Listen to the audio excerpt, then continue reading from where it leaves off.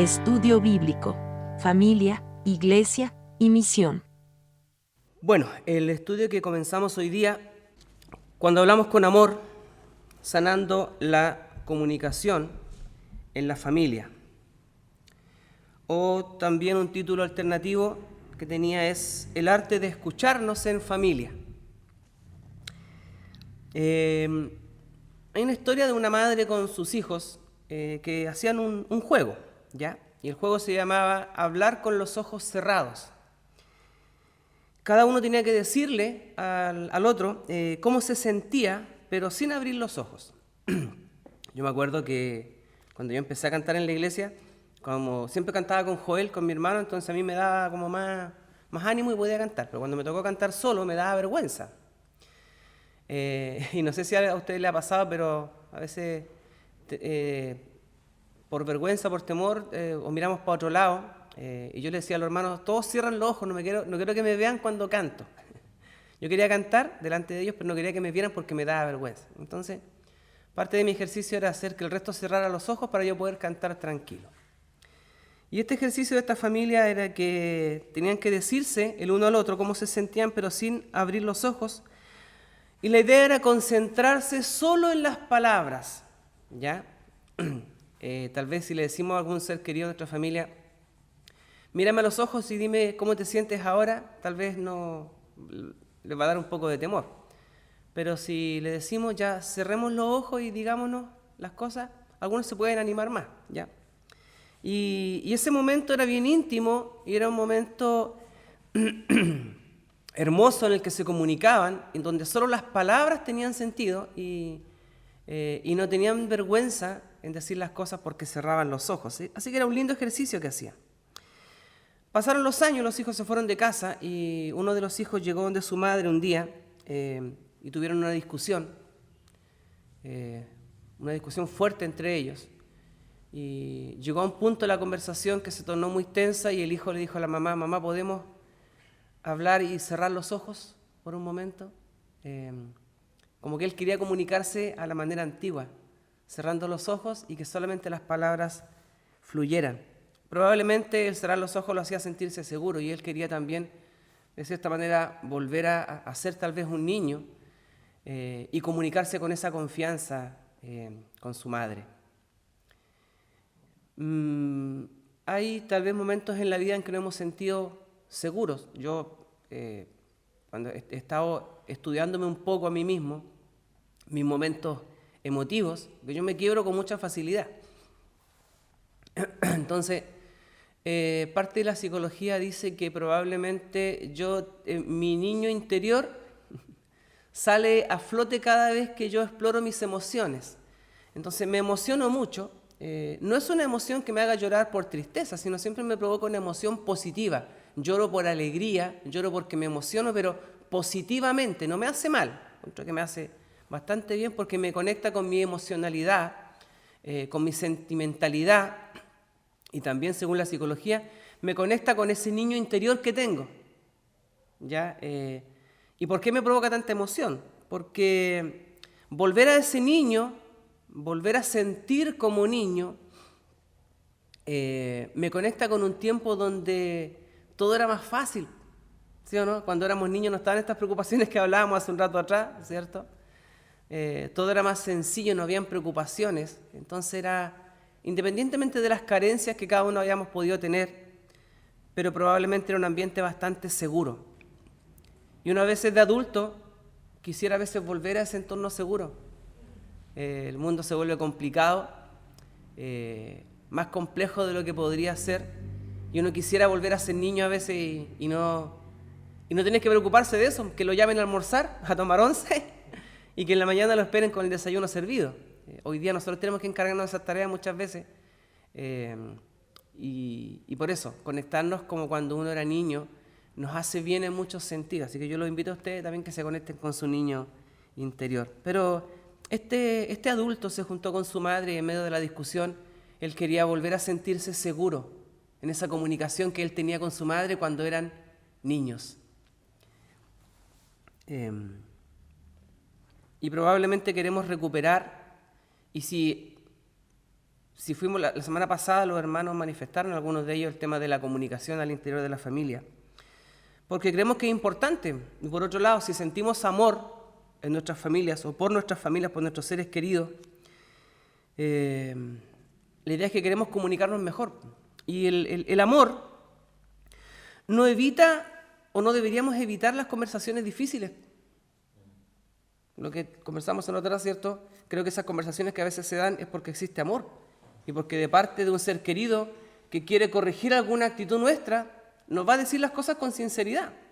Qué bueno que venga de un cercano y no de alguien ajeno, ¿cierto? Esa recomendación o ese consejo o esa llamada de atención, o como decimos nosotros, esa parada de carro. Es mejor que venga de un cercano de confianza que tal vez de alguien que es más lejano y probablemente sea mejor recibido. A veces nosotros también en la vida queremos evitar las conversaciones complejas. Es como,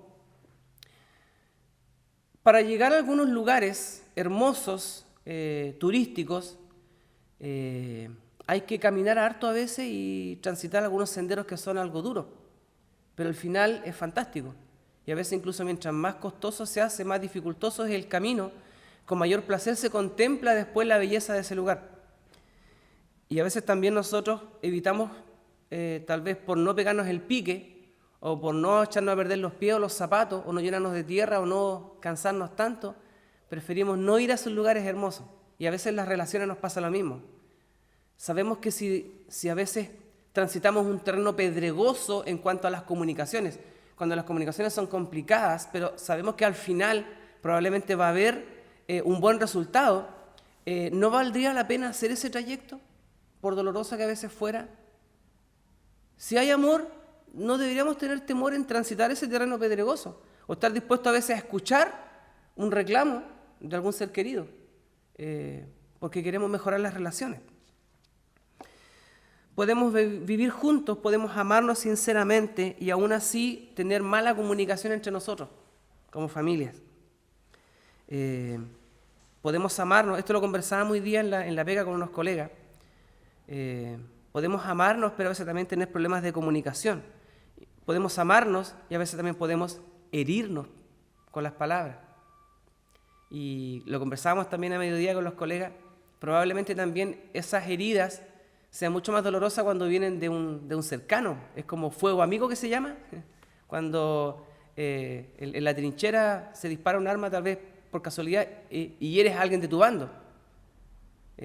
A veces también al interior de la familia nos pasa eso. Tenemos fuego amigo, nos herimos entre nosotros, no con mala intención, sino que por diversas razones a veces nos tratamos mal, nos ofendemos, nos pasamos a llevar. Al interior de la familia, uno podría pensar, ¿es esto posible? Sí, al interior de la familia hay conflictos, hay problemas. No podemos desconocer esto, no es el mundo de Bill Zipap. A veces incluso también, frente a muchos conflictos, preferimos guardar silencio y a veces decimos, más tarde lo conversamos, y a veces no lo conversamos nunca. Y ese silencio se prolonga y vivimos en un estado, ¿cómo se llama? La paz armada creo que era, o la Guerra Fría, no me acuerdo cuál es el concepto, donde los países están en paz, entre comillas, pero por debajo se están armando, tienen sus armamentos listos para atacar en el momento que sea necesario. Y a veces también en las relaciones podemos estar en una aparente calma porque los temas complicados no se hablan. Es preferible no hablar de ciertas cosas, pero ahí están, como un polvorín, ¿cierto? Donde están ahí todas las municiones, esperando que alguien deje caer un fósforo o algo y explote todo de una sola vez. Y cuéntenme o díganme ustedes si no es cierto que a veces se acumulan dolores, sentimientos, rencores por años y de un momento a otro explotan. Uno pensaría que estaba todo calmado, pero no, por debajo se estaba cocinando algo y no era muy agradable. Muchas familias se aman, claro que sí, no podríamos dudarlo, pero se hieren muchas veces por no saber comunicarse. No es por falta de sentimientos, sino por falta de herramientas. La comunicación, muchos dirán que es un arte. Aprender a comunicarse, lo que decíamos hace un rato atrás. ¿Conviene ser directo? A veces depende. A veces también nosotros somos responsables de comunicar Y también somos responsables de cómo recibimos la comunicación del otro, cómo vamos a aceptar lo que el otro tiene que decirnos. Así que no es fácil. Y solamente el primer punto que vamos a dejar establecido en esta tarde. Muchas veces el problema no es lo que decimos, sino cómo lo decimos. ¿Cierto? No es el fondo, como dirán algunos, sino es la forma en que lo transmitimos. Es que nadie se enoja por la verdad. Decíamos nosotros, ¿cierto? Si nos dicen las cosas a la cara, por muy verdad que sean, a veces nos van a doler. Porque están revelando algo de nuestra personalidad que a veces no es agradable para el resto y tampoco lo es para nosotros. No es agradable que a uno le enrostren sus errores. ¿La palabra del Señor tiene algo que decir? Claro que sí. Proverbios capítulo 15, versículo 1, dice que la blanda respuesta quita la ira, pero la palabra áspera hace subir el furor. ¿Se dan cuenta? No es tan solo lo que decimos, sino cómo lo decimos. Efesios capítulo 4, versículo 29, también hablando acerca de nuestras conversaciones, dice, ninguna palabra corrompida, o podríamos decir que las palabras malintencionadas, ojalá que se queden ahí y no salgan de tus labios. Es decir, cuida mucho lo que vas a decir. Dicho con otras palabras, lo que Pablo dice, ninguna palabra corrompida salga de vuestra boca. Si va a salir alguna, dice Pablo, ojalá que sea para edificar. Dice que la palabra que salga de vuestra boca sea buena para la necesaria edificación. También en el libro de Proverbios, capítulo 12, versículo 18, dice, hay hombres cuyas palabras son como golpes de espada. ¿Cómo son golpes de espada? Hieren, causa daño, a veces hasta mutilaciones. Y a veces nuestras palabras pueden herir mucho. ¿Sí o no? Sí, po. Una palabra puede herirnos mucho. Y también podemos herir a otros con una palabra mal dicha. Y no digo una palabra malintencionada, es mal dicha. Podemos tener la mejor intención, pero si no usamos las palabras adecuadas, a veces la embarramos. Insisto, no es que sea falta de amor, sino falta de herramientas de comunicación, lo que nos falta. Te voy a decir algo, pero en el amor del Señor. A veces, por eso que me cuesta a mí un poco, o me causa un poco de entre risa, cuando la gente dice, te voy a decir algo en el amor del Señor. Voy a decir, no dudo que me ames, si tu problema no es el amor, tu problema son las formas en que lo dices.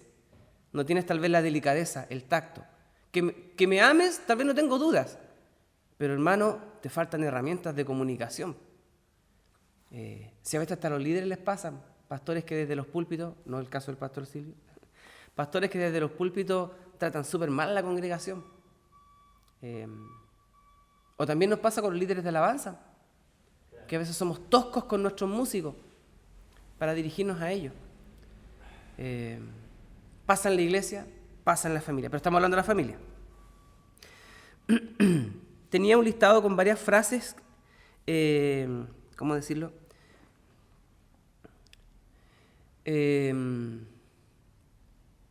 Frases desafortunadas, ¿ya? La tengo por aquí todavía, así voy a decir encuentro, voy a mencionar algunas. Que no son malintencionadas, pero que a veces están dichas de mala manera. Por ejemplo, una frase tal vez dicha de mala manera es, tú nunca ayudáis en la casa. La frase alternativa que tal vez podríamos usar sería, me siento abrumado, me siento apesadumbrado o cansado hoy día. ¿Podrías ayudarme un poco más con las tareas de la casa? Cambia el tono, ¿cierto? Sí. Otra frase, otra vez llegaste tarde, siempre es igual contigo. Tal vez la manera correcta de decirlo sería, me preocupa cuando llegas tarde sin avisar. ¿Podríamos conversar acerca de esto? Otra frase desafortunada puede ser, cállate, no sabes de lo que estás hablando. Tal vez una manera alternativa de decirlo sería, no estoy de acuerdo, pero quiero entender tu punto de vista. ¿Me lo explicas mejor?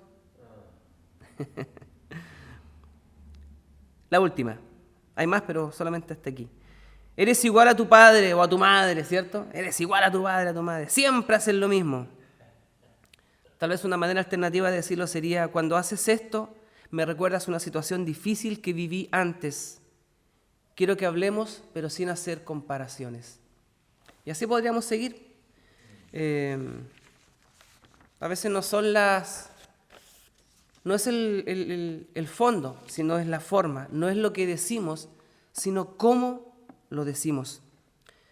Nuestras palabras pueden ser espadas que hieren, que causan daño, que mutilan.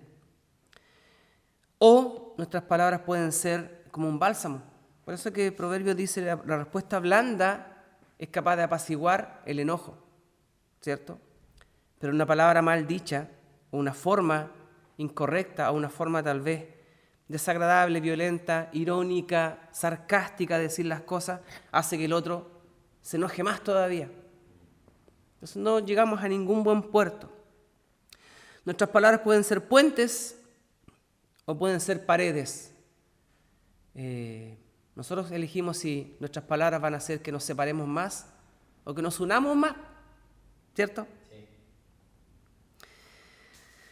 Y muchas discusiones en la familia surgen no por lo que se dijo, sino por el tono con el que se dijo. Las palabras dichas con rabia no edifican. Tal vez no estamos sacando una espina cuando decimos algo, pero a veces podemos causar más dolor o queremos nosotros desahogarnos, pero no medimos consecuencias en qué es lo que va a pasar con el otro. Insisto, no es falta de amor, no es falta de cariño, como dice el himno. No es falta de cariño, te quiero con el alma. Una corrección hecha con humillación o con sarcasmo o con ironía no va a edificar. Tal vez se va a lograr el objetivo que la otra persona se va a enterar de que estoy molesto, de que estoy enojado o que alguna situación no se ha hecho de la manera correcta. Tal vez la persona sí se va a enterar, pero en el camino va a quedar maltratada, malherida. Entonces, simplemente a veces decir, es que yo soy directo para decir las cosas, sí, pero también piensa en cómo va a quedar la otra persona.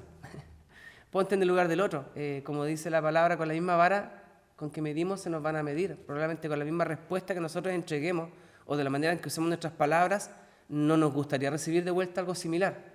Aunque algunos tal vez estos son un poco, ¿cómo se dice? Medio masoquistas y les gusta que les digan las cosas en la cara y ahí vivir agachado, ¿cierto? Que siempre lo anden retando. Ojalá que no haya gente así acá, que tampoco es una manera de vivir sanamente ni sabiamente. La comunicación efectiva no es suavizar la verdad, sino transmitirla con amor, con delicadeza. Insisto, a veces no es falta de cariño, no es falta de amor, sino es falta de herramientas de comunicación. Así que en eso también queremos trabajar, o por lo menos el propósito del estudio, y algunos hermanos también manifestaron que existe una necesidad de que mejoremos la comunicación al interior de nuestras familias. Un desafío para terminar por esta primera parte. Siempre pensar antes de hablar. Como dice mi papá, ponga su mente en funcionamiento antes que su lengua en movimiento. Eso decías tú, ¿cierto? Amén. Esta semana piense un poco antes de hablar. Yo le decía la otra vez, estoy más callado y me ha hecho bien. Pensar mucho más antes de hablar. Antes de hablar, pensar, ¿esto que voy a decir edifica o destruye? ¿Sana o causa conflicto? ¿Sana o causa herida? ¿Esta palabra que voy a decir va a ser un bálsamo o va a ser una cuchilla que va a herir o maltratar? Es que nadie se enoja por la verdad. Decíamos recién, a veces no es tan así. Nos hiere la verdad a veces cuando no es dicha con delicadeza. Puede haber un buen propósito detrás, pero insisto, a veces las herramientas que usamos no son las adecuadas. Y no dudamos que exista amor y una buena voluntad y te lo digo en el amor del Señor, pero nos falta trabajar mucho en nuestras herramientas de comunicación. Cambiemos la crítica por una petición hecha con amor. Tal vez los que son más directos con nosotros, nuestros propios hijos, les falta desarrollar más herramientas, pues son más jóvenes que nosotros, tal vez nosotros estamos más viejos, más curtidos, y esperemos también que nuestras palabras, los años hayan ayudado a suavizarlas, no a ponernos más toscos. Y yo reconozco que cuando era más joven también mis palabras eran más duras, más toscas. A mis padres me dirigía con más dureza. Y ahora he aprendido a suavizarla un poco más. No digo que lo haya alcanzado ya, como dice el apóstol Pablo, pero esa es mi intención, trabajar en mi comunicación. Y esperemos que los que vienen detrás de nosotros, los que son más jóvenes, nuestros hijos, también aprendan de nosotros a que no somos los primeros que gritamos, sino probablemente los primeros que estamos dispuestos a suavizar las palabras y a mejorar la comunicación. Amén. Solamente hasta aquí por hoy.